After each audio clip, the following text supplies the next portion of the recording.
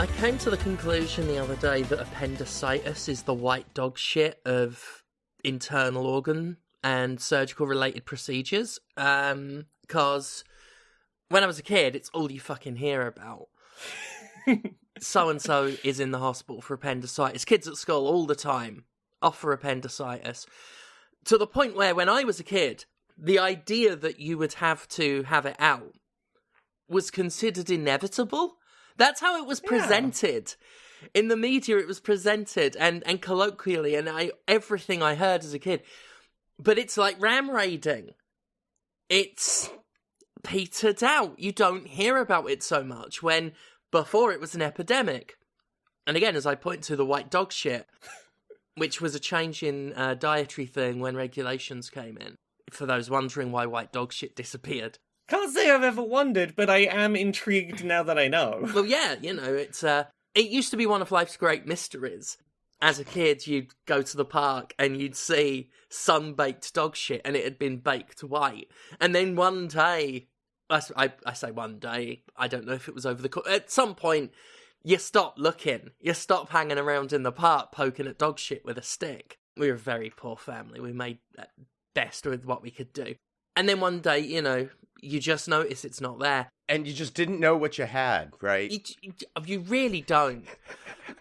White dog shit, the fear of an organ exploding inside you. I mean, some people call that a fear. I call it an opportunity. Hey-o. Thank you. That's a Friday night. I'd throw on that list not getting so many bugs on the windscreen of the car anymore. I mean, that one's depressing. That's just our environment killing them all. I mean, I'm sure there's reasons for all of them, yeah. Yeah, although that may account for the lack of ram raiding these days. Maybe half of the ram raids were just people with windscreens full of bugs. So, you know, silver linings, I guess, which many of the clouds have now because of the pollution. And that's the end, by the way, of my topical that little bit you do. My topical, some might say, a sideways look at current events. Just a little kooky way of thinking of things. Yeah. Although I did look it up. Apparently appendicitis has been on the decline since the 1940s. So this is just like crime rates. That's it. Yeah. Yeah. I'm glad to hear it's actually on the way down, because my assumption was it hadn't gone down. It's just it only, like, if it doesn't happen to you as a kid, it's probably never going to happen. And that you just aged out of being around the ones having their appendixes explode. Now, you see, I always thought of it as a thing that happened more in adulthood, but maybe that was wrong. I don't know. According to, I've been obviously looking into this, because I thought that if I did this, I would find out why exactly white dog shit had disappeared. Mm-hmm. You know, it's all connected, I assume. Join the dots, sheeple. But yes, there is an age range, and it does start at, I forget the exact age range, but it sort of peters out about 30. 10 to 30, that's it. Like, pretty wide, but I've fucking well aged out of it now. But yeah, there is this sort of big window that spans childhood and adulthood, and then sort of disappears. I mean, I've never had appendicitis. I've had the old gallbladder slurped out of me, but appendix is still in there doing whatever it is they do. The way they talked about appendicitis growing up, it sounded like everyone's got a little ticking time bomb in them. Why don't you just take them all out at the start? Like, wait until they're born, day one, take the thing out, don't risk it exploding. Maybe it was a scam by Big Appendectomy. Maybe that's what it is. Like, I thought that there was concern. Like, it's one of those things, if it ain't broke, don't fix it, right? I think there was I'm sure there is a reason. That's just the vision I had of it as a kid, was like, why would you leave the bomb inside of me? Yeah. You know it's there to go in and defuse the bomb. That was the attitude back then. I grew up the same way. I mean, The Simpsons didn't help, where they had one thrown and it blew up, like, literally like a bomb. I think that really just speaks towards the surgery culture that we now experience with, the rise of plastic surgery and all of that normalization of basic procedures. Yeah. Isn't it, though? Breasts exposed for our pleasure. Cats and dogs fucking in an alleyway. while a sheep watches. What the sheep's doing in the city, nobody knows, but that's where society's at now. Literally gone to the dogs with your legs spread, meowing. Welcome to Podquisition. We talk about video games here sometimes. We've played a few of them, I think. This nonsense. Yeah. I've played one this week. Lobsters in the traffic, Laura. Lobsters in the traffic, just among the cars, Laura. Funny you mentioned lobsters, because they're not that dissimilar from crabs, and I was about to start talking about a game that involves a crab we've both played. We've both played a game involving many crabs and lobsters. Have you finished the game with the crab? No, I'm on the cusp of the end, so I want to wrap it up and get my review written at the time of talking today, so it can go up at the time of talking tomorrow. Yeah. Yes, another Crab's Treasure, a Souls-like game about gentrification. Yeah, it is about gentrification. Under the ocean. It is a game where you're a little adorable crab in a colourful world, facing the evils of, turning a blind eye to oppression across the world because it's easier to retreat into your cozy little home, and pollution and environmentalism and all the such things that you would expect out of a game about a little crab. Yeah. The writing is lovely. It's charming. I really do like all the little political sort of humour that's in it. Mm. I like the protagonist, the crab. There was a great line I saw today while playing. One character was teaching him like a special ability and mentioned how it was like, you've got to think like a spiral, and then he was like, oh no, that's great, I spiral all the time, I'm brilliant at it. Just those little sort of goofs about mental health that you don't see outside of that kind of indie game that I always appreciate. Yeah, that's very charming.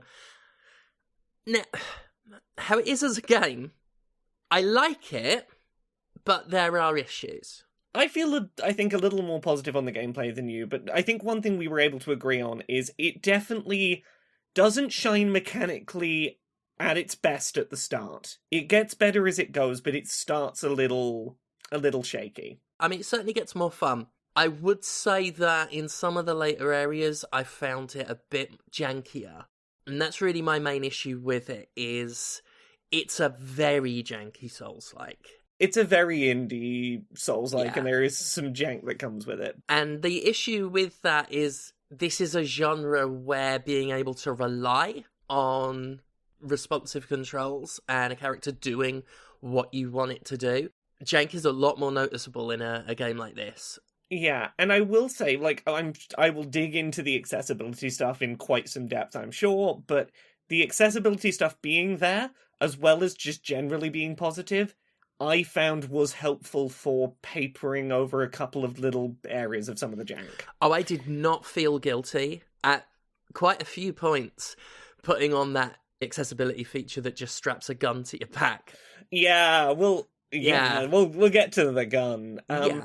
Yeah, so to give a sense of how this lines up with other Soulsy games, it's definitely a bit shorter than a lot of other Soulsy things you'll play. I think my first playthrough of this was around 20 hours maybe, which the narrative supports that kind of game length, and particularly given some of the mechanical reductions compared to a Dark Souls, I think it's probably for the best. You don't have different weapons to select from. You have your one weapon, which is your little fork. And there are things you can do to change the loadout for, your offensive loadout. There is a power-up that lets you stick things on the end of your fork to turn it into basically a slow warhammer. You've got various shells you collect that are defensive options, but they also come with an associated little magic spell that gives you an offensive option. But this isn't a game about building out, your big, unique to you build so much. Additionally, there is, there's a couple of little changes, there isn't a stamina meter for you in combat. You don't have to worry about stamina. You only have to worry about things like if you are spamming dodge, it seems like you get less invincibility frames the more you spam it, things like that. I think those are the biggest mechanical changes. There's also the existence of a sort of little grappling hook thing that is usually used for traversal, but does later eventually get some mechanical uses. There's not a lot of speccing into a different kind of combat build. No, I mean, there aren't builds. Like, there really aren't. There's freedom to allocate the stats how you wish, and I wouldn't even say the abilities you have are part of a loadout because they're transient. Like, it's no more part of a loadout than the weapons in Zelda are. I would disagree slightly with that, and only because of the existence of the insurance mechanic, which is, if you find a shell that you like that has a ability that you quite enjoy using, for me that was the lid of a sriracha bottle, that lets you sort of spin on your back and do melee damage. You can basically pay to go, anytime I die and respawn, I respawn with that shell on from the start. And it gives a bit of consistency to, I like this being a regular part of my loadout. Yeah. It'll always be there available, like when I restart a boss fight, for example.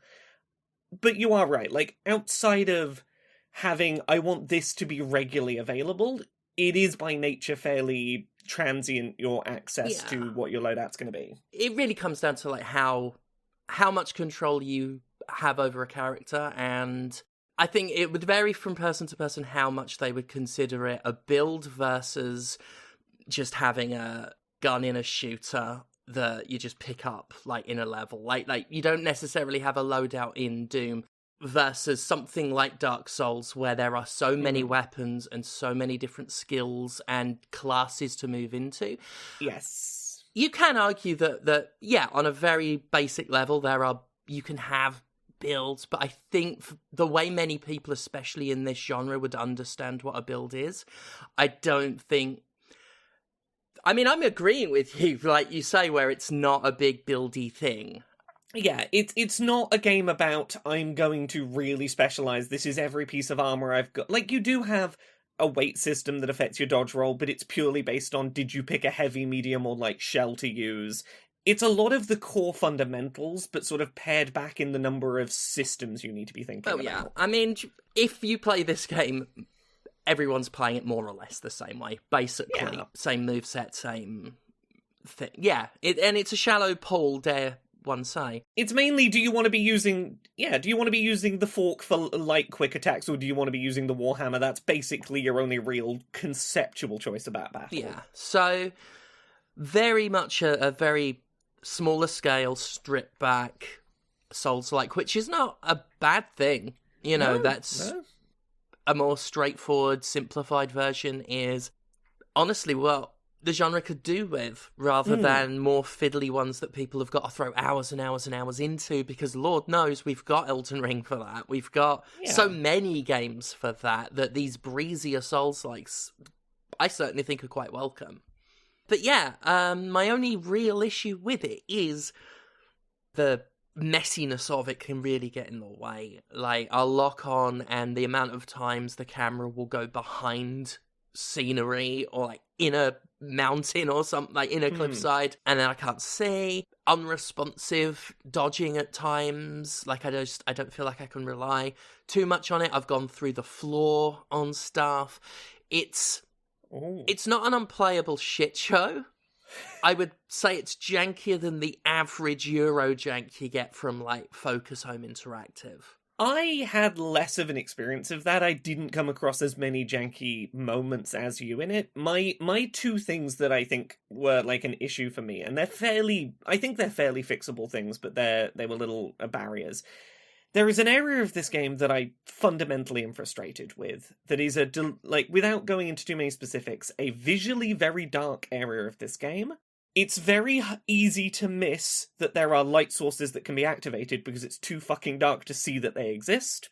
And it dovetails with my other problem about this game, which is that the map cannot be zoomed out or moved around on the pause screen. You have to physically walk around and then open the map of the pause screen and move to the map screen again to see new bits of this kind of vague representation map, which can get really frustrating if you get lost in an area such as this very dark area where the map only shows you a tiny little bit of visibility.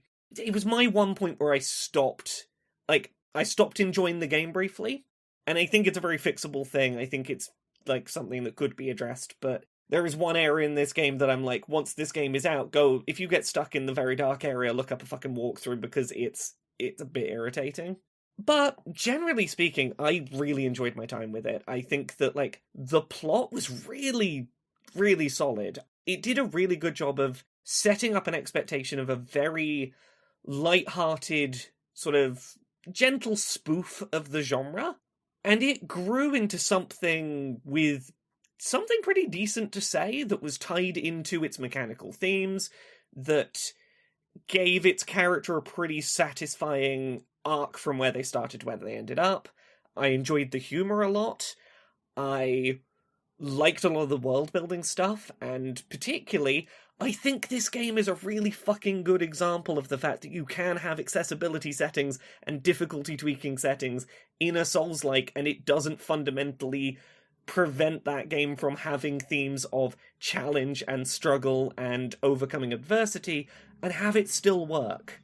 You don't have to toggle the gun on. Yeah, you don't have to. You can, and it's great.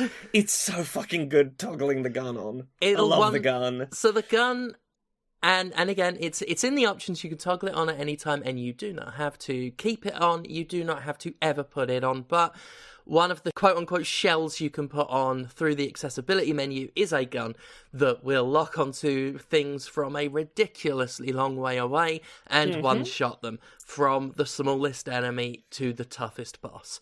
And it's there, and it doesn't fuck the game up. The only way it would fuck a game up for you is if you don't want to use it and you use it for some reason. Yeah, I'm all for it, especially because some of the enemy placement in that game borders on fucking trolling, and I really don't mind popping off some bullets to get over the bits where they've, like, given this really small ledge that's only really got room for one on it, and an enemy's on it.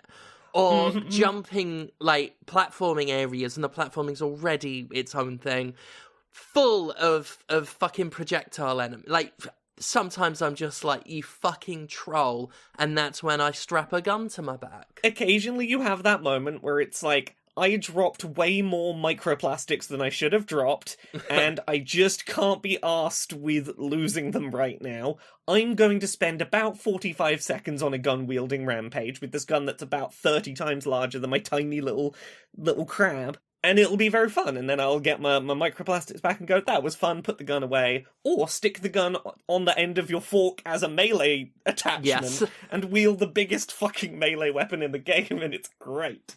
The shells are fun. Like, we should talk about the actual, the intended in-game shells.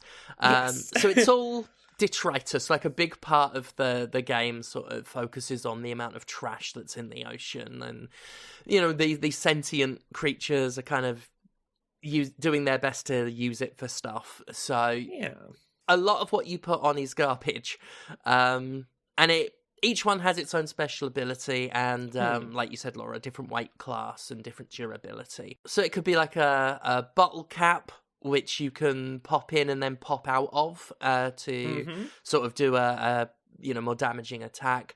Sushi that you can eat part of and use it as an extra healing item. Yeah, you can have food-based shells that you can consume. There's the fizzy drink can that puts bubbles in the air that auto-target if an enemy gets close enough to them. Yeah, that one's cute. There's a dead crab, which is my favourite one. Which you can, like, pop off as a decoy. There's also an Among Us one that does that. Like, some of the joke shells are also cute. Yeah. My favourite one, like, in terms of just a thing that activated my brain, is the Yakult bottle. Sticking that on the end of my fork as a hammer brought me so much weird joy. Yeah. There's a lot of, like, fun ideas. You could tell they've had a good laugh, like, thinking, what can we put on this character's back, and what could it do? I like the ones that give buffs, like the putting the coffee cup on and then getting a sort of caffeine jolt to attack faster, stuff like that. Yeah, that experimenting with them is quite fun. I like that, and I do like that it has gone out of its way to give you ways of keeping the shell. Yeah. Not only is there an accessibility option to up the durability of them, which I put on because I, Me and my opinions on durability, I don't find it all that fun. So I'm like, fuck it, I'll pop that on. There is the shell insurance, so if you have a favourite one, you can keep it, which is one of my biggest bugbears with things like this, and it's great that it's here. And there's like skill trees, and on one of the skill trees, there's an option to basically repair the shell once after it breaks, and also repair its durability when you go to a rest point. So it gives you... I'm at a point now where the dead crab, because I'm so delighted by it, it wobbled, like, it's got the physics, its poor little legs are just wibbling, but I never not have it now. I like the thing as well that, like, when you do boss battles, that shell insurance will kick off so that you can restart the boss fight with your, preferred shell.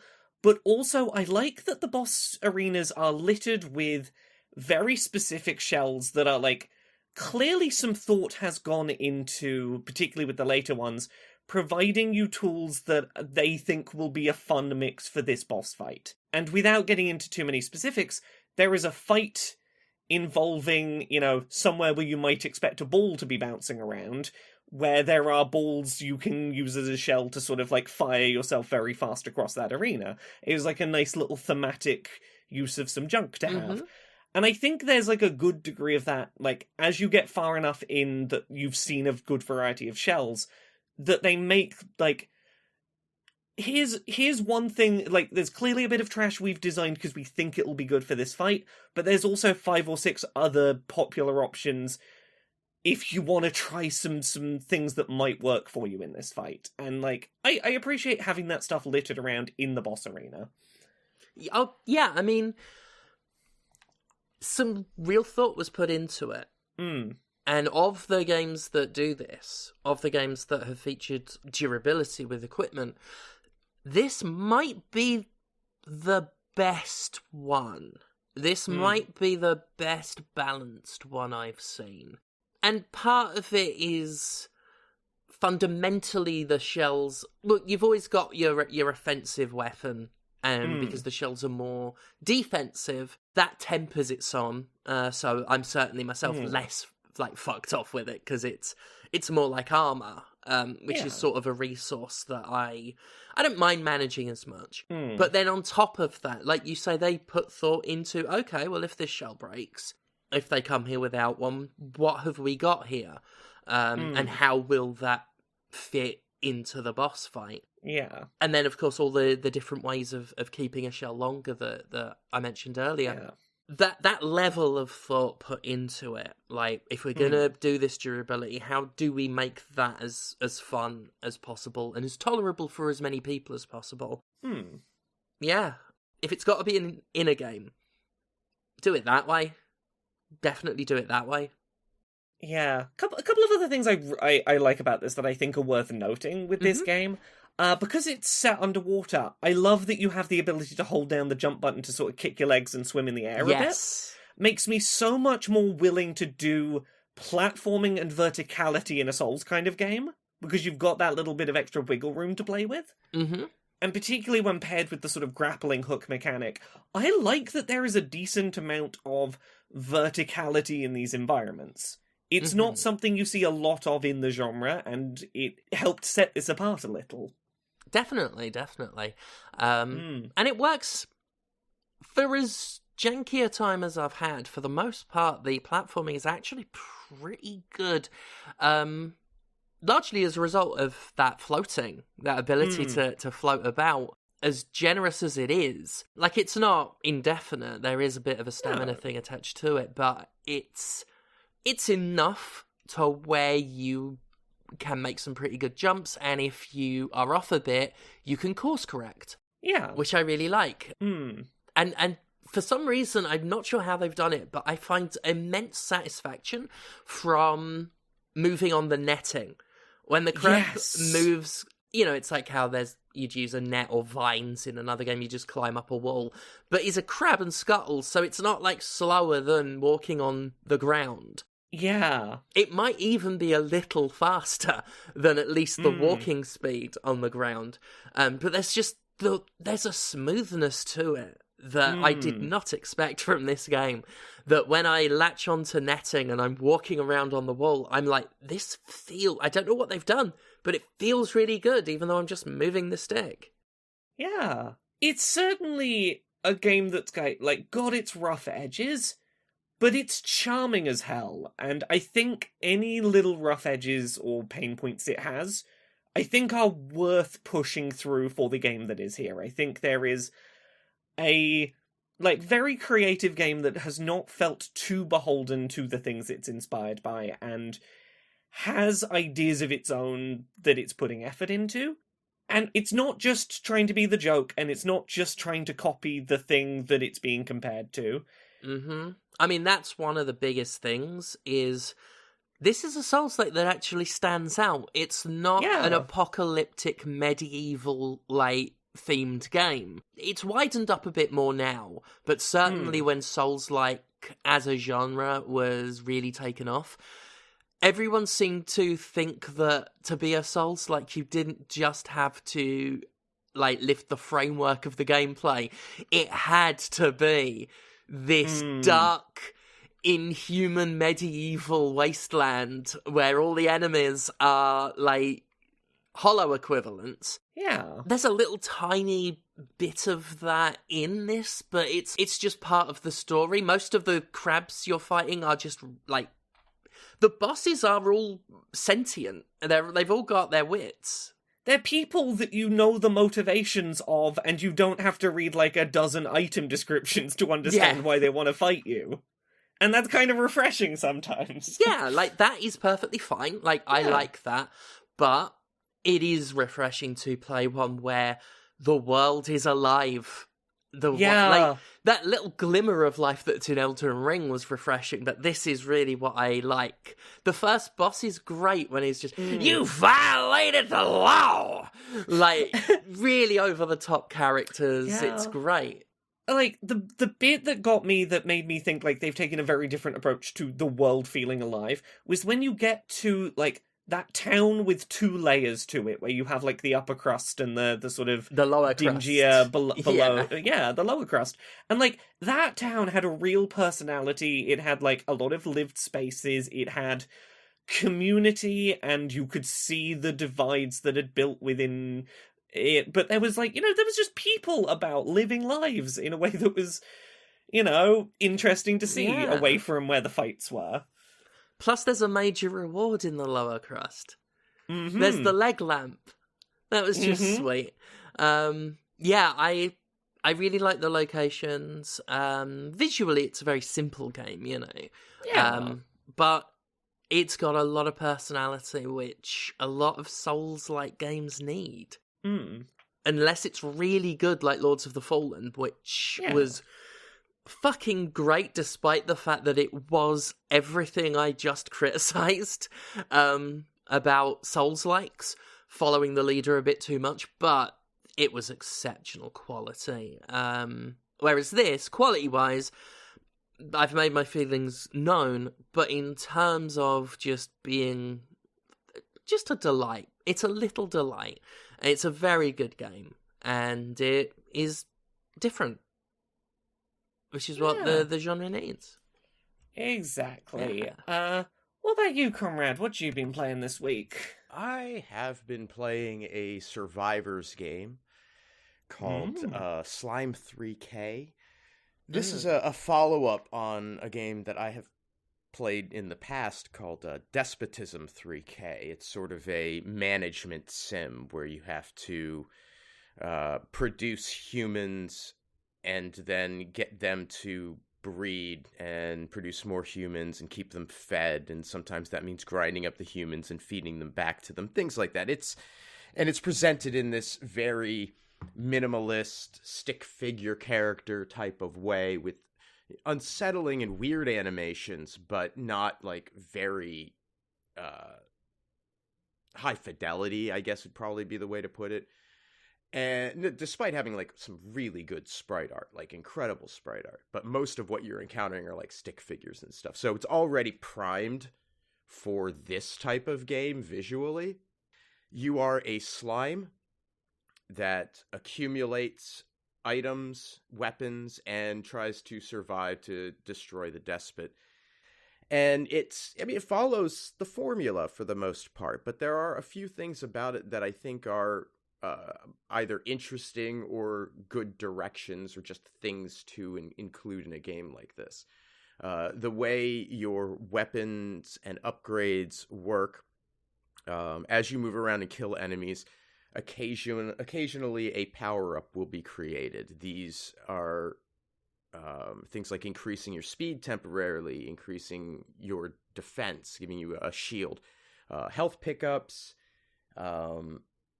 one more that I'll get into in a second because it's a thing, and then shops will appear. And in the shops, when you arrive, you get an award of some coins that you can spend in it.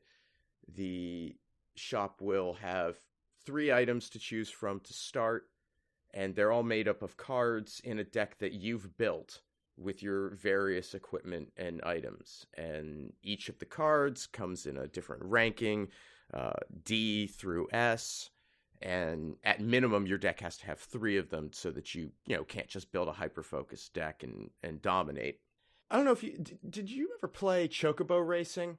Yeah. Not the original. I played Chocobo GP, which was very similar, but I never played the original one. I did, yeah. All right, so in Chocobo Racing, just like in a normal kart game, you'd get your power-ups. And in Chocobo Racing, they're all the spells in Final Fantasy games. And likewise, they have the levels. So you collect crystals along the cart path, and they're of a specific type. And if it's, fire, you get a fire one. If you get a second one, it becomes Fira. And if you get 3, it becomes Firaga. Yes. Same deal here. The moment you said spells, for some reason, I was like, I hope Conrad says Firaga. I want to hear Conrad say Firaga. Sometimes I get strange desires, but I'm really glad. I couldn't ask you to do it either. Sure. It would have to be natural. Right. So, right. That's a hit of the good stuff. Oh, Thank good. you, my man. I'm so glad I could be of assistance there. So that's the way these work. If you collect 3 of them, they consolidate into 1 and become more powerful. And you can do this. You get 3 level 1 ones, they become a level 2. You get 3 level 2 ones, they become a level 3 and become significantly more powerful. More importantly, though, they also then take up less space in your equipment bar.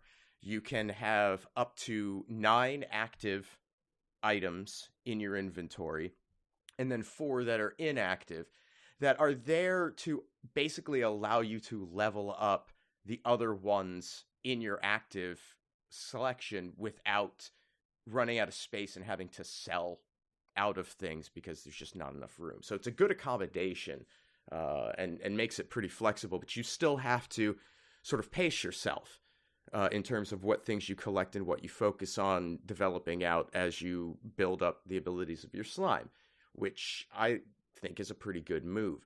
Another thing that it does really well is it will if there is a power-up to be gotten, it is telling you where it is. If it's not on the screen, and there is a power-up of a type that is not on the screen, it will point an arrow towards where the closest one is. And this can be vital when you're dealing with a huge horde and you can't turn around and you desperately need health or armor. Finding those is huge, but it's also good for just making general progress and keeping up on shops that you may have missed spawned or spawned at the load of the level, and you'll want to get over those because everything is about getting as many shops as possible, it seems like, in this. But the weapons are interesting. You have homing type weapons, you have direct fire ones that you'll use with your right analog to aim, or your mouse, I guess, if you're playing with a mouse and keyboard. You get your passive abilities that'll improve all of those. And it just feels like there's a pretty good balance in terms of what's offered, how powerful it is. There's a piggy bank item that I find to be immensely useful, where as you build it up, it becomes more valuable for sale later. You upgrade the shop with some of these coins over time, increasing the number of items offered, as well as the percentage odds that you will get items of specific grades. So there's a bit of complexity wrapped up in this, which I really like. There's a few little things that are a bit frustrating. The most annoying bit is there is a type of power-up that is intended to be an area of effect attack, where when you move over it, your slime explodes out to a big radius, like 3 times normal, your size, doing damage to everything that's enveloped in it. And that's great. Like, it's cool to have a really powerful explosion thing that you can run over. The problem is, the animation takes for fucking ever. And so, by the time you have reformed and are able to move again, if you have shit chasing you, they're all over your ass now. And there's a period of invulnerability that you get to escape. But if you were fleeing from a horde of things that are firing projectiles at you, and you accidentally run into one of these, or it spawns immediately underneath you because you happen to kill a guy there, it will totally fuck your day up. And I find that just so frustrating. Drives me crazy. But at the same time, I can't knock it too much because it does add an element of avoidance in power-up collection that's weirdly compelling. It's just annoying when you aren't given the opportunity to avoid it. But on the whole, this is a really well-presented, interesting survivors game with a lot of flexibility and approach and some real strategy to it. The levels feel a little like they're geared towards specific strategy, at least in the early going. You know, eventually you will reach a point through purchasing upgrades that are carrying across to your slime as opposed to having to be acquired in the level. And that sort of eliminates a lot of that in the earlier stages, but I do still feel like there is something else that this game wants me to do to accomplish this 9th level that I'm just not quite landing on yet. But I do like the slime development upgrade path with all of the options. Everything is resettable at any given time to completely wipe the slate clean and rebuild, which is very convenient. The other issue I have is with how it manages menus.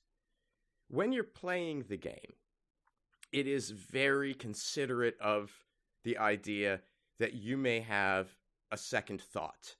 Like when you're in a shop and you're doing your buying stuff, sometimes you'll change your mind about, you know what, I do want to acquire that item, but I've already pressed the button to exit the shop. You have to hold it to exit the shop for a little while, and this can be a little bit funky when you're exiting because the impulse is to immediately be moving as soon as you go, and if you move your analog before you've let go of the circle button, it resets the exit action, and so you have to do that again. That's a little bit annoying, but where I find it even worse is that because that's how you exit that shop, and that is one of the menu actions you perform the most frequently, it trains you to exit menus that way.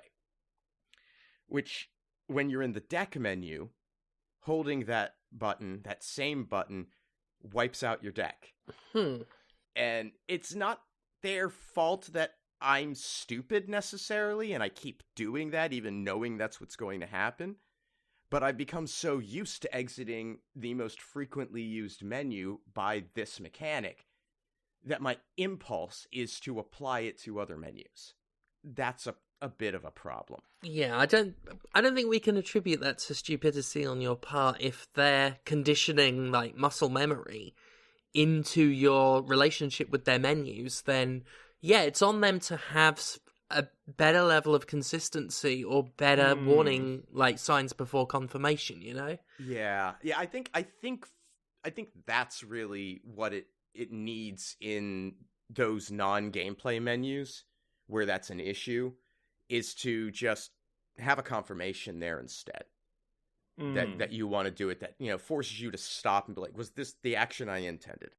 On the whole, the game is very good with, you know, just a few quality of life things that I would kind of like to see implemented. But in general, it's really attractive visually. It does play quite well, and there's some interesting strategic thought that goes into it. So I'm a fan. It is worth checking out. It's, one of these $5-6 games. So Slime 3K, yeah, I would take a look if you like the visuals and so forth. It does play generally very well, and a fun pace shift from some of the other Survivors games that are out there. Nice. I've got one I can talk about this week, and it's going to take me very little fucking time to talk about. I played Stellar Blade. This is a game I've heard talked about a lot by Chuds, I think. People have tried to sucker punch it, where they've tried to hold it up as their antithesis to the woke agenda. I've played the demo of this, so I've certainly got at least some idea of the ballpark you've been playing in, but yeah, the demo didn't give me a terrible impression, but your tone suggests I don't otherwise. have a terrible impression. I just have the kind of very middle of the road impression that it's one of these games where I know being middle of the road about is Chuds are gonna get angry about this one, but hey, that game you're holding up as the bastion of the anti-woke agenda, the future of video games, because you can take a lady robot and make it look kind of like she's naked? It's not a fucking good game. It's not great. It never is. It's not a great game. The saddest thing about these games that are used by them for their culture war is it would be more interesting if the games they were holding up were either fucking excellent or fucking shit. Really shit. But they always hold up the most mediocre, which I guess for them and their sort of uplifting of the most mediocre white men possible. That's all their heroes are, just these embodiments of mediocrity, and the games they hold up are so mundane. To be specific about this one, in this one, the way they're holding it up is to go, well, white people are being too woke agenda about video games. We got to support this Korean game because they're not doing all this woke shit. That's their angle on this one. But here's the gist. This is a perfectly serviceable third-person action game, and I have some positive things to say about some of the accessibility stuff it's got going on. But it is also an incredibly fucking derivative experience that, in the amount of it I've played, and I'll get to why I haven't finished it yet shortly, just feels like it's riding on the coattails if it wants you to think it's Nier Automata, and it's not. And it's doing so little of its own that it really keeps inviting that comparison, and it doesn't come off well from that comparison. I definitely picked up shades of that while playing the demo, where it's like you can see they're trying to go for a little of that Nier flavour. Yeah. And the problem is that they at least in I'm going to say the first 6 or 7 hours, are way too afraid to actually establish their own world building or any kind of core of their own. They are very light on telling you any plot, and what plot points they do hint at are just the fucking plot of Nier Automata. And when that's all you've got to kind of latch onto, it's hard not to go, this game plays alright, but it doesn't play as good as Nier Automata, which very few games do. It's not a particularly fair bar to hold this game to, but I don't have anything actively bad to say about its combat. So, the plot of the opening hours really does boil down to you are a robot being sent down to Earth. Earth is no longer really habitable by humanity because, instead of big robots that you gotta fight this time, it's kind of fleshy aliens you gotta fight. Explore the ruins of an abandoned Earth that doesn't have humans, it only has robots that look like humans are here. There's fucking nothing of its own it's got in that regard. I won't deny that it is a visually pretty stunning game. Just from a sheer number of visual effects being thrown at you, it's a very nice looking game. I tell you what, about the visuals, I'm confused by them. Because I recognise that they are good. And yes, it is visually impressive, but for some reason, it all looks cheap to me. And I'm not sure why. It must be something about the visual style, because graphically it is fine. I can point out to you a moment that keeps sticking in my head as where the visuals felt cheap, and it's that they don't feel cohesive to other elements. And the moment that made me think that was right at the start of the game when you first come out your little drop pod, and I watched a humanoid-faced character talk with a British accent that did not feel like it was connected to the character model. Yeah. The thing was I was like, that's a good-looking character model, that's a good-sounding voice. The two of them don't sound like they were designed in parallel. There is something a bit asset-y about it. Like, yeah. And I'm not saying that's what's going on, but no, you're right, the artistic clash is there. There's lots of moments like that where it's like, these things by themselves are well made, but it feels like you pushed them together in ways that just don't quite click naturally. I tell you another thing I think might be going on is the character proportions have that sort of knockoff Bayonetta vibe that I've seen in cheapo Steam rip-off games. And again, I wanted to, like, the three things I kept sort of trying to compare this to in my head is I wanted to compare it to, like, Nier Automata, Bayonetta, and, like, a Devil May Cry. And, like, it doesn't stand up well mechanically to that sort of Nier Automata world-building or mechanical comparison. But when you compare it to something like a Bayonetta or a Devil May Cry, it feels like it's lacking that sense of visual stylization, where it's like, we're coming up with creative things to do with that visual flair. It feels like it's lacking that exaggerated over-the-topness that, like, a lot of things will layer on top of that kind of art style. It's lacking a lot of the things that would elevate this into a direction. I do want to say there are some positive things to say about the accessibility stuff with the game. I appreciate that high contrast mode is present. I like that there is some stuff there for combat accessibility. I don't like that the combat assist mode that I'll talk about in a second is limited to playing on story mode, because I don't like having to play on a lower enemy difficulty in order to get access to this. But there's a nice option that is offered for any time a big enemy is coming in with an attack that you would need to parry or dodge, you can get a prompt on screen and a short timer to press the button and do that action that would otherwise have been a very short frame window.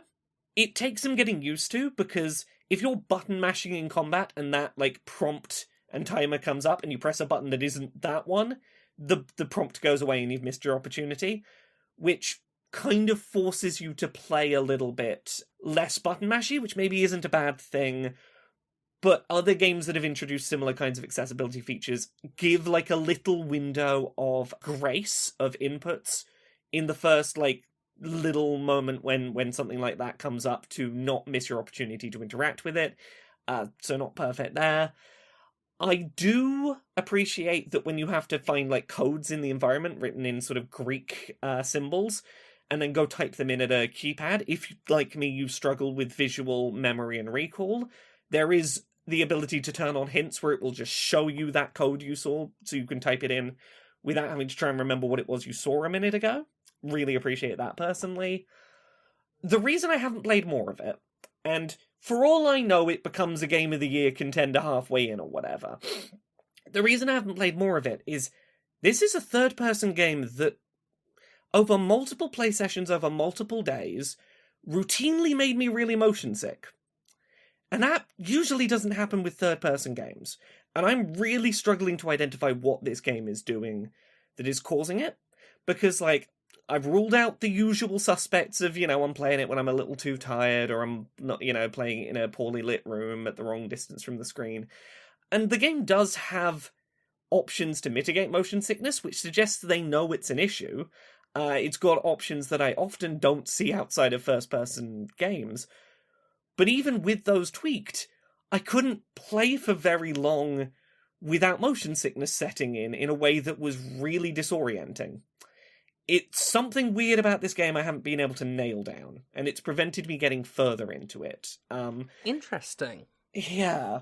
But yeah, general thoughts. It's not a bad game. It's just a game that feels unconnected between its various parts, and that keeps inviting me to compare it to better things, and that is afraid to establish much of its own identity in its opening hours, much to its own detriment. It feels like it's gonna be... I mean, I'm sort of...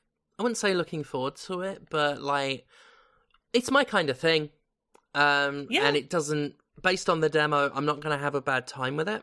No. But it really is the same track as the fucking Wizard game and fucking Hatred way back in the day, where it's like, at best it's okay, and it's mostly meh, and they're treating it like a cultural revolution because they can't achieve higher than pedestrian. The way I would describe it is, if not for the motion sickness, I probably would play this start to finish and go, that was a time I had. Because of the motion sickness issues this game is weirdly giving me, I don't think it's good enough that I want to push through feeling ill to see it through. It's not a good enough game that I'm going to put up with being ill to play it. None of its positives are positive enough to outweigh the difficulty I'm having with it mechanically. So, more power to anyone who enjoys it. It's feeling very mediocre to me. What about you, Steph? You played anything else this week? I played some other stuff. I forgot to note one on our pre-show list of games we played. So I wrote down Fallout 4, which I've been playing, but fuck that, because I just remembered another underwater-themed game that I played this past week that needs to be talked about, because it's one of these things where everyone's talking about it, but nobody's talking about it. I've not seen it brought up too many places, but whenever I tell anyone I'm playing it, they're like, I've been hearing about that. And it's called Halibut. I've seen this and I haven't had a chance to check it out. Yeah, you see, it's a lot of people have all heard it. Yeah, I saw it on Game Pass, but I haven't checked it out. Yeah, check it out. Okay, do check it out. It's interesting. I've not yet seen what about it has had some people with their jaws on the floor. This is brilliant, but I've bought into it. I'm all in on it. So it's a point and click style adventure game. There's not really puzzles or anything. It's a lot of walking and talking with some little bits of busy work. It's slow. It's not necessarily a bad thing for this kind of game, but there are points where I'm get to the point. We've belabored this enough. But it is about this handyman lab assistant on a spaceship that is crash-landed in an alien ocean, and it did that hundreds of years ago when it was sent off of the planet Earth, which was on, during a really heating up Cold War, and they thought, the apocalypse was coming, so they sent this ship out to look for a new world. It crashed, and they've just been down there for generations. And then weird shit happens. They find some weird sample and possibly a chance to actually get off-world or find some way to, at least get out of the ocean. Early on, a fish flies past a window with an airplane-style banner that just says, "We're free out here." And that sort of sets the tone for this sort of strange thing going on underneath the surface. And I've played for many, many hours, and I'm still trying to see what's beneath the surface. A big interesting thing has happened, but it's not really reached any sort of crescendo or major development. I'm trying to avoid spoilers, so some of this sounds a bit useless. But it will take a plot point and then just spend a bit too long on it. I guess that's the best way to say it. However, it looks fucking visually impressive as hell, because it is all entirely stop motion. I believe animated by hand in that regard. I believe that is correct. It is the main thing I knew about it in advance was that sure is a visually impressive art thing you did. The smoothness, the frame rate of the stop motion is fucking impressive. The one-to-one control of it. and the associated smoothness really good. The writing is, like I say, despite how slow and sometimes I feel dragged out it is, the writing is still such that I am on board. I like the characters. I like the very unsubtle stuff about capitalism and what happens when corporations sort of govern, like have total say over a society's direction. So that's all really interesting. The main character, I didn't like at first. He's a bit fucking whiny, but over time you do sort of enjoy him. There is a fantastic Big Lebowski reference. It's so fucking good. I absolutely love it, but there is an entertainer who is on a stage, and it's... As soon as I worked out what was happening, I was so delighted. Yeah, I've been trying not to say charming too much lately, because I do use that word a lot, but it's nice. And there is a coziness to it. It's one of these ones where I struggle to start playing it, where I'm like, do I really want to just sit down and experience that right now? But as soon as I do start, I'm in. Like, I'm locked in. And especially if it's on Game Pass, I would recommend people check it out. I am really looking forward to seeing where it's going. It has maintained my interest even at its slowest moments, because I want to know where it's going.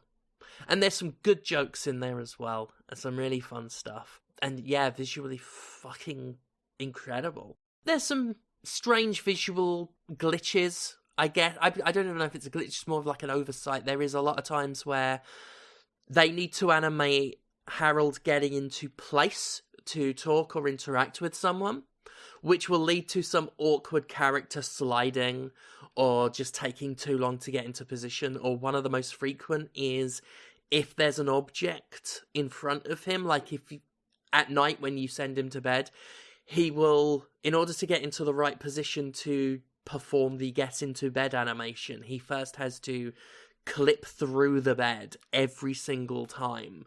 So he's like stood in the middle of the bed and then slides out of it and then does getting into bed. And it happens every time, and it sort of can be quite illusion breaking. Like, it breaks kayfabe. And that is a bit of a frequent thing. But other than that, and some of the back and forth thing, like there is a lot of just walking back and forth from A to B and using these water-based elevators that are conceptually great, but you use them so many times and the elevator announcements are the same, so it gets a bit dull. But it's one of those games where every time I would say something negative, it is immediately followed by but. Overall, well worth checking out. I'm looking forward to getting back on it when we're done here, really. Yeah. Good stuff. You played anything else, Conrad? No, I don't think so. You mentioned Fallout, and I assume because you watched the show, Steph, that you felt a compulsion, as have many. It seems. I mean, to go back.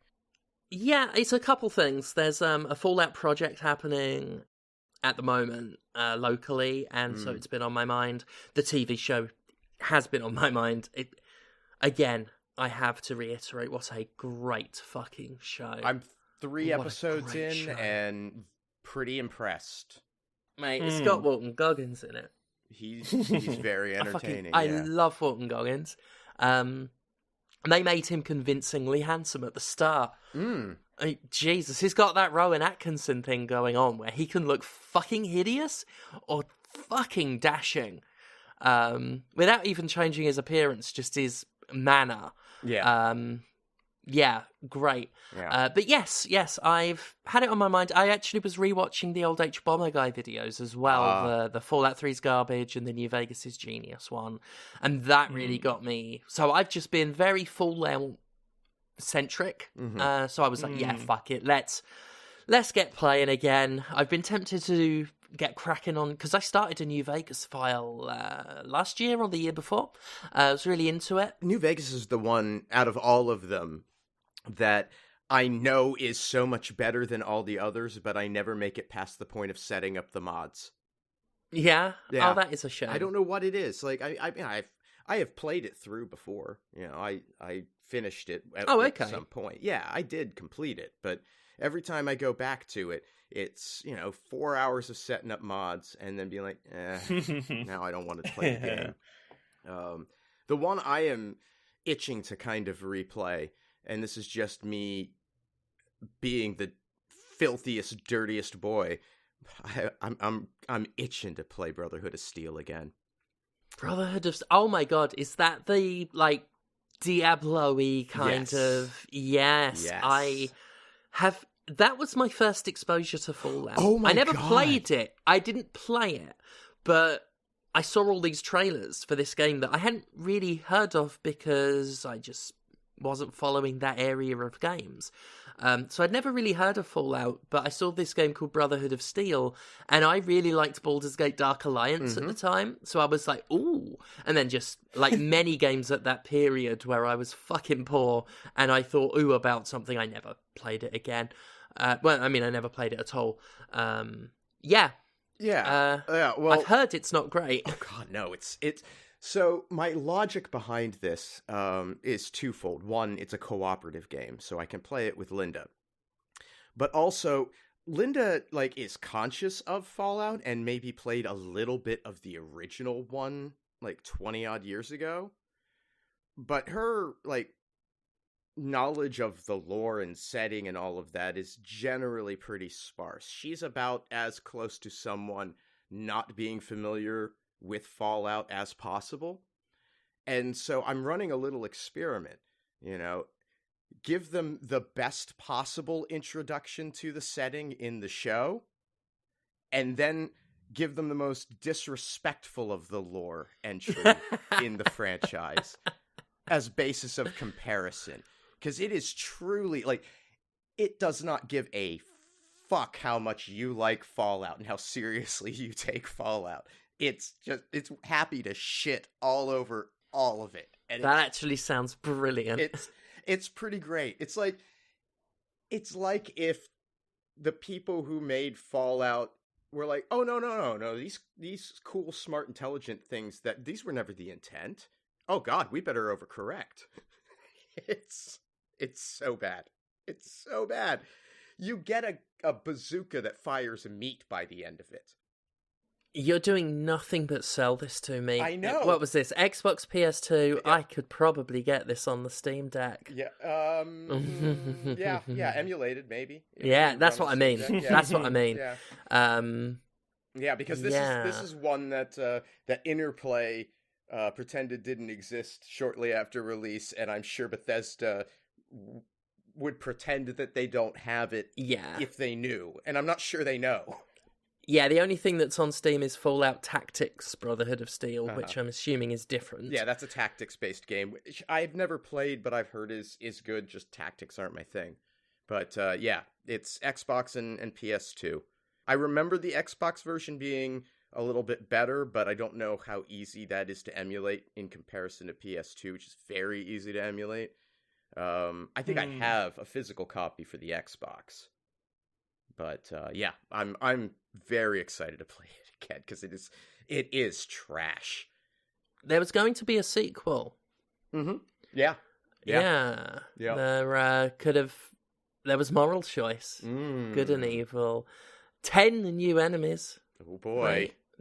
10 whole new enemies, a brand new sneaking system. Oh, You'd have been able to sneak. Oh god. Or use a sniper rifle even, and there was a turret mode for the characters that couldn't use sniper rifles, but the first game sold for shit. Yes, it did. So, yes. They started making it before they finished making the first one.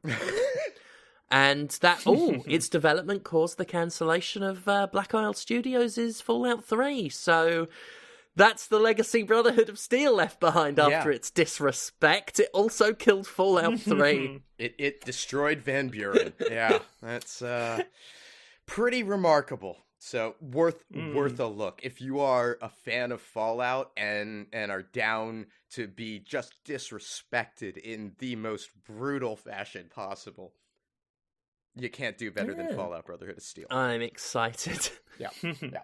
The only other thing I've played, and this can be real quick, but I'm still playing Balatro because that has been my travel game, because I was at GA Conf, the big game accessibility conference the last couple of days, and I needed something to play on the road. I've been having fun with the Ghost deck, which is one that I hadn't really put as much time into as I wanted to, which gives you the spectral packs and spectral cards a lot more often, and starts you off with a spectral card that will turn one of your jokers into having a 1.5 times multiplier applied to it. It's a really nice one for generating a good start, and I found that you can quite often line it up so that, like, your very first joker gets that 1.5 times multiplier applied to it, and you can get the spectral card that's like, hey, duplicate one of your jokers and delete all the rest. It's cool, I only have one. To have two of the same good starting joker that both have 1.5 times multiplier on them. Yeah. And that's a fun one to play around with. The one that's maybe more interesting, that, like, I didn't play around with the deck because A, I'd never been told I needed to unlock anything else, and B, I misunderstood the description of how the deck worked, was the plasma deck. Yes, the plasma deck is insane. Yeah, because the way the plasma deck is described, I thought I needed to play hands of cards that would result in a balance of, like, the number of chips and the number of multipliers would be very close to each other. No. To get a bonus. Yeah. And I was like, no. That is not a well-written description, I understand now. Whatever your chips are and whatever your multiplier are, those numbers are just mushed together into one pile and averaged out. So if you go wildly high on chips, because chips are really, like, because we're dealing with much larger numbers, it's much easier to get bigger numbers on your chip modifier. Right. You can use that to vicariously raise up your overall multiplier for your hand really high. And it leads to lots and lots of playing things like every time you play a card, the number of chips it's worth permanently increases, or every time you play a hand of exactly 4 cards, this joker will be worth more chips, or the amount of money you have in your hand converts into chip value. And all these things that by themselves can almost negate the need to think at all about the multipliers.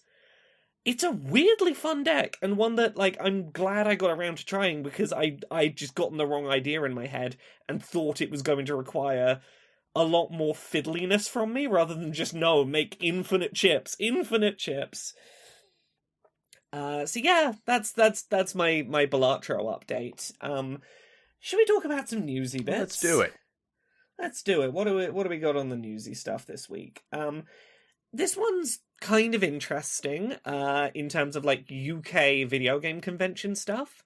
So there are two, I would argue, like, big conventions that happen in the UK. There is MCM Comic-Con, which is theoretically a fairly broad pop culture nerdy convention, and there is EGX, which is the big video game convention-y event. And both of these events have been kind of struggling for several years. MCM many years ago used to have quite a big video game presence, which has very much shrunk over the years.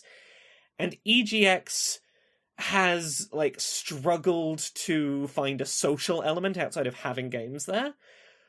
It seems like, because they're both owned by ReedPop, that owns, like, places like Eurogamer, they're kind of just becoming one event, which is weird because that's kind of what MCM used to be. It seems like starting from October this year, both events will be happening in the same venue on the same weekend, with one ticket getting you into both. Which, for these two, basically the only two, like, really big convention events that happen in the UK, hopefully that's healthy for them, because both of those events have been in a weird place recently. Not going to be of much interest to people outside of the UK, but it's worth knowing, because, like, ReedPop as, like, event organizers have been in a weird place. They bought E3, they sold E3 off before ever running an E3. They have seemed to not be sure what they're doing with any of their convention brands, and the answer seems to be just kind of run two of them at once and hope that's enough for people to want to go. I mean, COVID fucked them. Like, not to have sympathy for an organization that gobbled up every consumer, entertainment show under the sun. I mean, COVID fucked them is definitely part of it, but, like, from the outside, MCM has gotten more and more, like, since ReedPop acquired it, it's gotten more and more, here are things to buy, and less, here are things to do. And EGX has... when I started going to EGX like a decade ago, you used to reliably have Nintendo, PlayStation, and Xbox present. Sure. And one by one, the big three have been falling away from EGX. Well, but that's the same with E3. You know, all of these shows, they know that they could do it better themselves and not have to spend the outlay. Indeed, it's just one of those things where it's like there's been a whole batch of stuff going on, and hopefully this gets them back up and on their feet a bit. I think that's why the organizations that previously managed these were happy to sell. Yeah. Because, you know, they saw the writing on the wall, and ReedPop, likewise, you know, probably looked at it and thought, well, we could do better by consolidating these shows. We can run them more cost effectively, and we'll make money off of them. And that has, you know, that may not be the case. It may not have worked out that way because they perhaps misjudged the value that those other companies were bringing. Yeah, we'll see. I'm curious to see what that ends up leading to. In other news, there was a rumor a while back that Fortnite, it's got characters from fucking everything in it. It's had I believe it's had Kratos from God of War has been in it, and I think they've had some Xbox characters as well. And around the time that was happening, people were going, "Oh, are we going to get a Nintendo character as well?" And the rumors were doing the rounds that Samus from Metroid was going to be in Fortnite, and then nothing ever really happened of that. We now actually know some insight into what was going on there, via some insight from Donald Mustard, who used to be in charge of Fortnite. That was a real thing. They did want to get Samus into Fortnite, and it didn't happen because Nintendo apparently got real hung up on the idea that their characters would appear on other people's consoles, and that they didn't like that at all. That's not surprising. That sounds right. Yeah, that's pretty Nintendo. Yeah, so just confirming, it was Master Chief and Kratos were the two Xbox and PlayStation characters, and yeah, with those, you could play as those characters on other consoles, including on Switch. You could play as Kratos and Master Chief on Switch, but Nintendo was like, yeah, we'll do it if you agree to not make the skin visible to people on other platforms. So if you're playing on Switch, you can see people are playing as Samus, but like if you're playing on PlayStation, you'll see some other skin instead of seeing that they're being Samus. Oh. Yeah, that was their solution, was we'll do it if the skin is only visible to Switch players and everyone else sees something generic. That kind of runs counter to the whole sort of philosophy. Yeah, right. That is weird. It reminds me of Soul Calibur 2, I think it was. Yes. Where they put out separate versions for all of the platforms with their own unique character on it. But like that's less weird when crossplay existing is what makes that weird. Yes. Yeah. Yeah. And it's weird to me as well, given that Nintendo has Smash Brothers and clearly understands making deals with other companies to go, your property being in our game would be a mutually beneficial marketing exercise to some degree, and that we can probably make a deal to make that worthwhile for both parties. That they couldn't see the same being valuable to put Samus in front of people on other platforms. It is interesting, the sort of walled garden of their intellectual property that they maintain.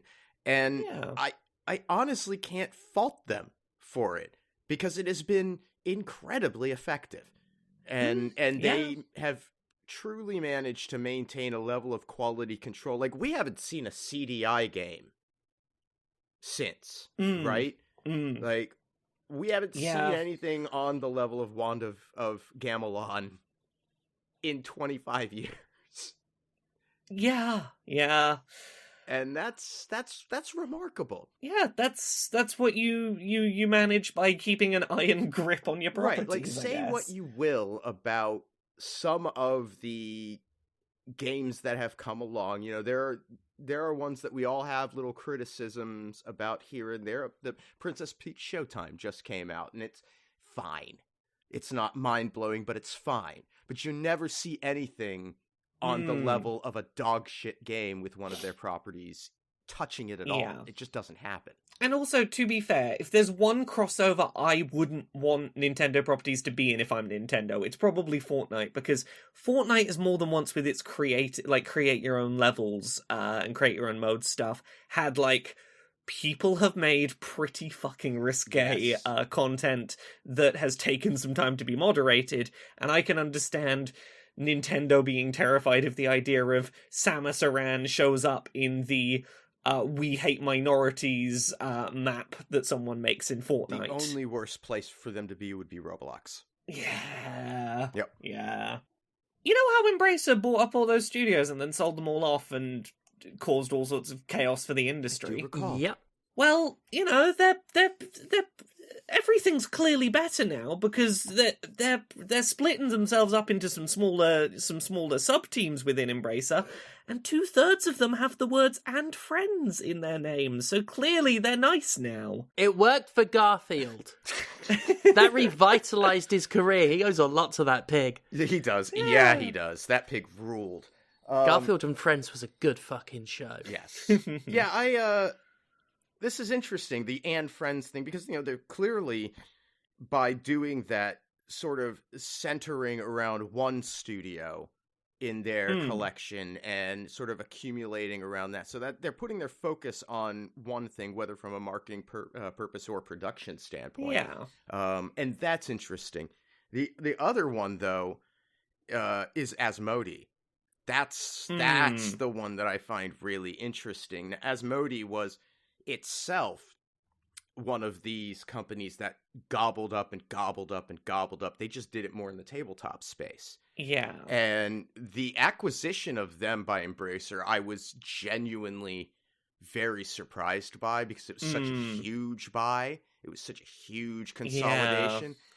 Yeah. And it makes sense to me that they would spin that back out into its own organization. But what I find really interesting about it is that they have put all the debt on Asmodee. Yes. All of the debt that was accrued through these acquisitions has been placed on them, and they're going to be spun out to be an completely independent organization within a couple of years. And I'll say this. Asmodee is probably the predictable one of these, because their tabletop game adaptation to video game stuff is pretty predictable in terms of quality and the audience size that exists for it. If you're gonna put the debt somewhere, it's maybe the place you can have a better prediction of how it's gonna pan out. But it's also the place that you're planning to divest yourself of within a few years, so... Yeah. Like, not to say that I think that they're burying Asmodee. I do think that it's the probably of what they have, the one that has the best chance of being able to turn that around and become profitable, simply because of all of the licensing arrangements, and the sales are good for their products. Like, they were making money. It wasn't like they were irresponsibly acquiring, as everyone was, I think, but not to the extent that Embracer was, and maybe they can turn that around, but it'll be a really interesting thing to see play out. Yeah. The other thing that's interesting, because the other two branches, they've split them into, like, you could basically go, this is the big budget studios and this is the indie ones, but it's Middle-earth Enterprises and Friends, which is all of their, like, Crystal Dynamics, Eidos Montreal, Deep Silver, all of that stuff. I feel like putting, like, Lord of the Rings in the name of this, it feels like it's signaling, hey, we don't care what you were making before, we're really going to go all in on this one property we own and probably put a lot of you on making stuff for it. I do wonder if it's more about signaling to investors and consumers that they're going to be putting a focus on what is, no doubt, the most powerful IP in their repertoire. I think it's probably, like, these names are going to change. These are temporary names. Yeah. They're going to come up with something else. But I think that, it's more signaling that they have a commitment to this incredibly popular IP that they're going to exploit. And if you're going to apply that to anything, you want to put it on this is our flagship AAA shit. So, yeah. The other one is Coffee Stain and Friends. And that is, Coffee Stain, which does Goat Simulator, Valheim. Ghost Ship Games, which does Deep Rock Galactic, and that's the one where I'm like, please don't fucking break that studio. They're so good with such a healthy, sensible business model and monetization. Basically all of their, mid-size indie and free-to-play stuff. The fact that they put the Anne Friends... I know it's easy to rag on the Anne Friends thing, but the fact they put it on 2 of their 3 teams really does feel like they're trying to be like, no, we're a family, you're safe from the layoffs, you're the ones that are family and friends, we love you, please don't fear for your careers here. It really does feel like they're trying to soften everything they've done to the industry a little. Yeah, probably a little bit. I mean... Yeah. I don't think anybody working for them has any fucking illusions at this point. They've all been living in a state of terror similar to the Stalinist purges for a couple years now. Yeah. Other than that, we got one nice little quick story. World of Warcraft finally has an arachnophobia mode. Good. Which is pretty good.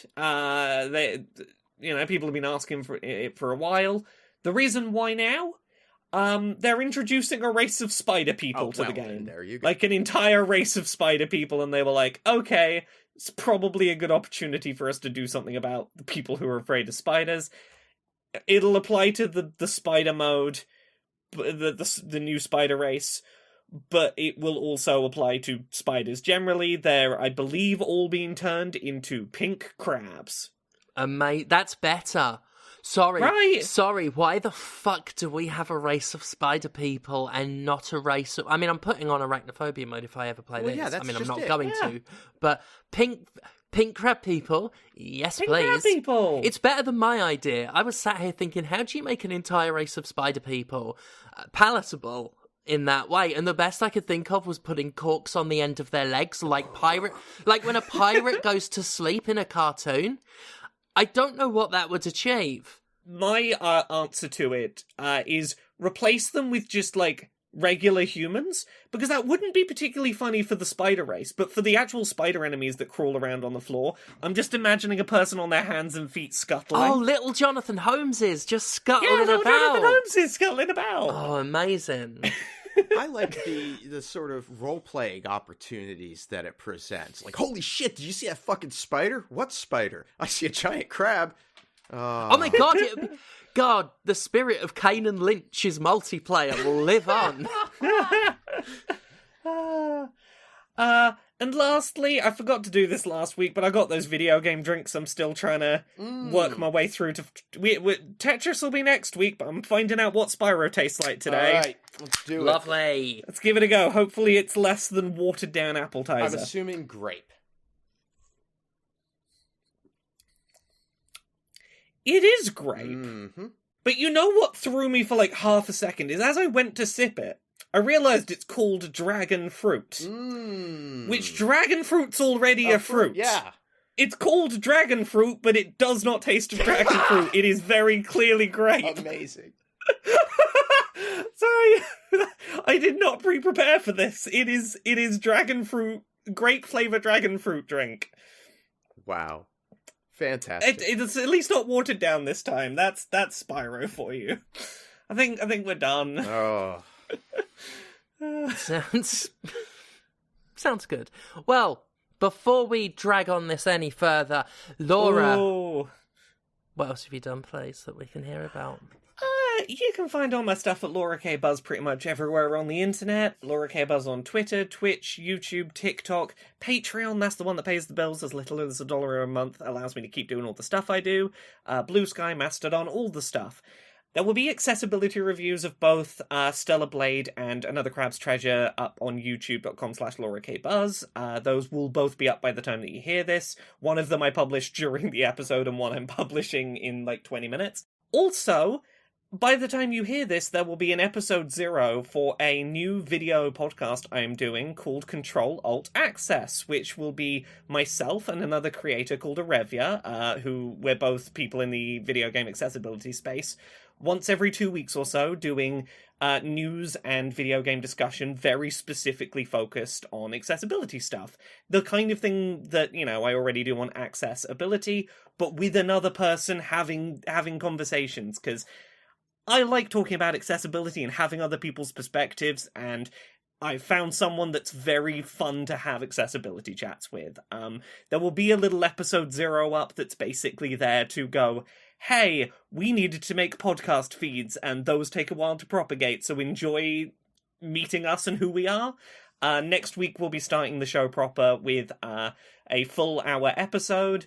We've also got a video from GA Conf that we recorded live at the event that will be going up the week after, so start looking out for Control-Alt-Access as an audio and visual podcast wherever you happen to find podcasts. What about you, Conrad? Where are you on the internet? Oh, you can find me at Conrad Zimmerman on Instagram and Blue Sky. You can hang out with me on Twitch at twitch.tv/thatconradzimmerman. Been playing a lot of Spelunky 2 there. Lately, it just seems to be the thing. I can't seem to come up with anything else I'd rather do. So, but generally, that's a pretty good time. You get to watch me die in a variety of unexpected and embarrassing ways. It's a good time. You can buy anti-capitalist propaganda from me at mercenarycreative.com. Also got Jimquisition merchandise there. Get your gays can do whatever they want shirts ahead of Pride coming up. Get them bought. You can listen to me on Let's Talk About Snacks, where I talk about snacks, and go check out Red Planet, which is a podcast that I produce about how we can make the world a better place together.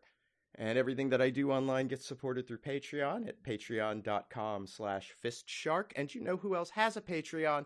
Stephanie Sterling. That is correct. Patreon.com/Jimquisition. Also, I will be back in wrestling next week. Very excited. I was going to do the Eric Bischoff thing, but I pressed play and nothing happened. There it is. Right, well, fuck that, ruined it now. May 5th, next week. If you can get there, please do. I want a big turnout for this one. I've been rallying the Sterling section because I want to make a big debut. Well, re-debut, I suppose. I will be at Tidal Wrestling. That will be in Huddersfield, May 5th, at Parish. There will be a discount code for those who are coming to say yes, Commander. If you order the tickets, look up Tidal Wrestling and use the code Parish Revenge. That'll get you a discount. It's going to be cool. At the time of talking, it's not been announced, but I will be in a tag match. And it's going to be good. This will be my first time in the ring since January. And then on May 9th, on the Thursday, I will be back in Leeds, back in Commander Country for True Grit Wrestling at True Grit Wrestle, pretty much everywhere on social, to get ticket information for that. And we'll have more dates announced in future. But I'm very excited about that. If you can get to Huddersfield, do come along. It will be good, and I will be hanging around in the bar downstairs because it's a really good bar that I like hanging out at. So yes, that's that. Thank you all so much for supporting this, that, and the other, and we will see you next week. Goodbye. Bye. Bye.